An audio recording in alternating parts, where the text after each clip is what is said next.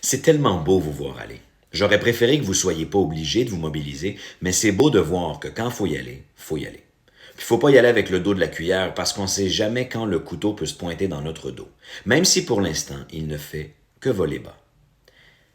Gardez le poing serré sur vos ustensiles parce que s'il fallait signer en dessous de la fourchette de l'inflation, on resterait sur notre faim. Un menu en 6 services avec un accord en 20 pour ceux et celles qui sont au service public, qui publiquement se font négocier alors que c'est à la table qu'un repas se mange. Puis ma foi, vous demandez pas du foie gras. Y aurait pas un peu de mauvaise foi par hasard? Parce que la cerise sur le Sunday, c'est que ça semble même pas être une question d'oseille puisqu'eux-mêmes se sont votés une augmentation de paye. Un rattrapage bien mérité qui ne devrait pas être une exclusivité. Voir que vous vous privez de revenus pour revenir dans de vraies bonnes conditions.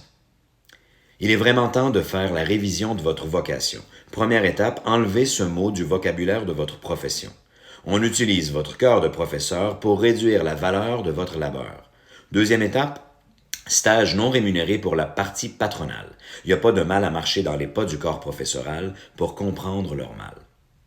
Dernière étape, on leur demande de participer à une rencontre de parents. En soirée, pas de pitié, parce qu'après tout, c'est normal de faire du surtemps. Et si j'avais la chance d'y participer, j'arriverais avec la poésie du parent fatigué.